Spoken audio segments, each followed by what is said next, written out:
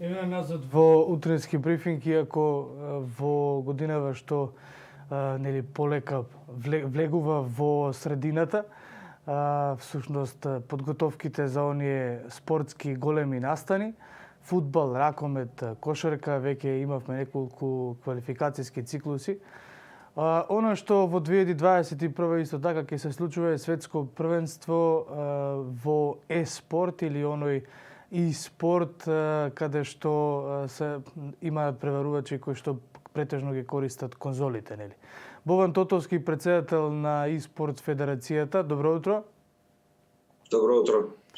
Бован, јас малку дадов вовед во тоа што ќе се случува годинава, меѓутоа не се знаат, нели, се уште насловите и категориите и како се ќе се одвива на светско првенство кое што редовно, нели, го организира Светската и спорт федерација, во која што членка и македонската.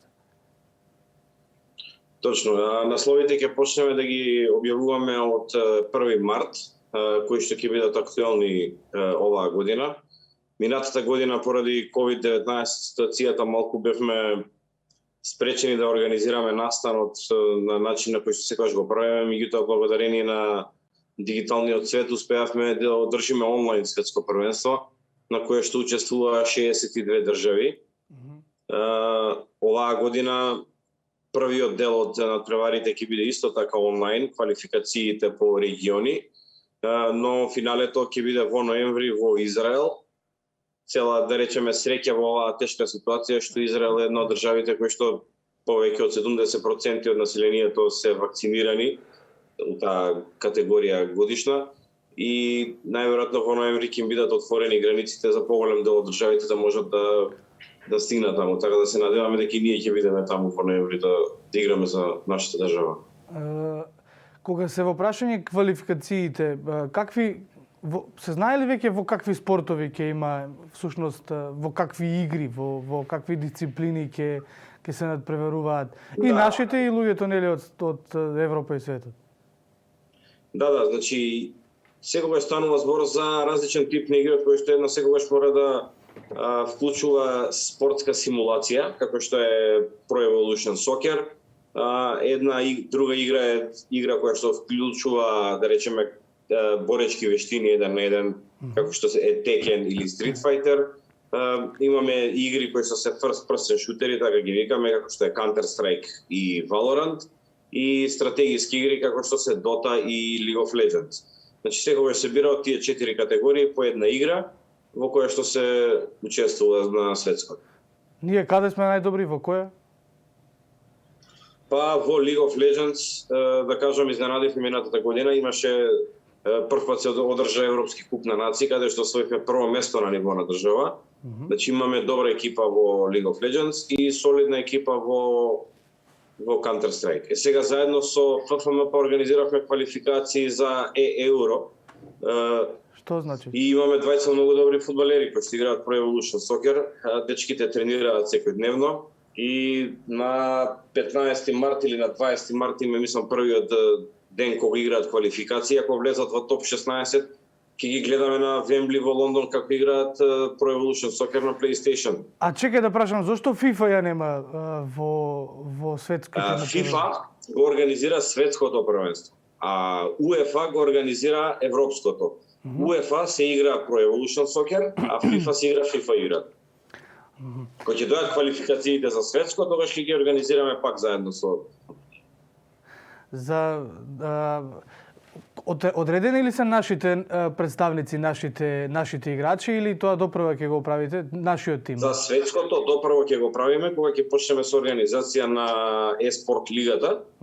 Тоа треба да почне малку поради короната, не почнуваме, иначе обично почнуваме во март, но сега ќе почнеме негде средина на април, за да можеме да имаме еден месец да ги изиграме сите надпревари, квалификации, да видиме кој е оваа година најдобар кај нас. Тотовски, имавте неодамна еден на барем кога ќе се види веб страната на федерацијата, имавте еден убав стимулирачки текст кој што вели дека лицата со попреченост треба што повеќе простор да заземаат во и спортовите, Нешто што кога јас брзо ве прашав каква е ситуацијата во генерално ви рековте во Европа и во светот има многу играчи, во Македонија тоа доправа треба да се стимулира, организира на некој начин. Што е она што можеме ние да го направиме во државата? Всушност еве вие како федерација, а и тука пак зборувам за некои организацијски поставки каде што може тие лица да се стимулираат преку одредени програми во не знам јавни простори, во училиште или слично. Како ја замислувате вие таа организација? Значи, ние уште минатата година започнавме комуникација со одредени здруженија кои што се бават со помош на лицата со попреченост и сме веќе во некоја активна комуникација да направиме критична маса на одредена бројка за да можеме да организираме некаков вид на надпревар кој што би имал ефект и социјален и за ментален развој и да се осеќаат дека се и они дел, подеднаков дел во општеството, посебно во гейминг заедницата. Игрите тука се уникатни по својата природа, затоа што на ниеден друг спорт не може да го кружи таа еднаквост како што можат и игрите. Ние работиме на тоа да најдеме начин како тоа да го направиме онлайн. Меѓутоа секогаш се потребни тука дополнителни средства финансиски за да може да се набави посебна опрема, бидејќи за дел од нив треба посебна опрема, посебна тастатура, посебен маус, кои што не може да се купат во продавница, се поскапи, треба посебно да бидат нарачени. И работиме на тоа да оваа година за прв пат направиме некои турнири, некој надпревар, каде што ќе можеме да вклучиме барем 50 до 100 деца со попреченост, кои што ќе бидат дел од тој настан и да осетат малку како е да учествуваш во еден надпревар кај што можеш да победиш, можеш да изгубиш, каде што си со сите, буквално да се зборувам на тој настан ќе учествуваат сите и регуларните играчи и играчите од оваа група со попреченост ќе бидат целосно измешани, за да успееме да добиеме еден микс на геймери, еден микс на надпревар кој што ќе биде уникатен и ќе им помогне многу се. Како се прави тоа надвор од овде? На овој начин кој што го објаснивте сега? Да, покрај, да речеме, најдобар пример, Данска, нординските држави се во тоа многу напреднати. Нашите колеги од федерациите таму, они веќе имаат од државите добиено и терени и простори каде да одржуваат надпревари и регуларни и секакви. И со помош на многу здруженија, они веќе имаат организирано, еве ќе ви дам примерот од Финска, каде што имаат комбе, одат со комбе, ги собираат од дома децата, ги носат на теренот, имаат специјални психолози кои што работат со децата, ги седнуваат и ги вклучуваат во заедницата, заедно, паралелно и заедно да учествуваат и рамноправно со сите останати геймери. Како што едните тренираат, така и они тренираат за играта, затоа што сепак и за спортот, иако на сите се чини дека игрица, треба тренинзи да има за тоа и треба припреми за надпреварите. Да, сигурно има. И се надеваме дека кроз 2 до 3 години од сега дека ние ќе имаме можност да имаме еден простор каде што ќе можеме да организираме ваков вид на тренинзи, обуки и надпревари и да фатиме чекор со останатите. Медиумска поддршка имате од утрински брифинг секако кога е во прашање оваа тема. За крај сакам да прашам, бидејќи полемизираме секогаш со пријатели, другари, која е најголемата сума која што се заработува преку ваквите и спорт игри.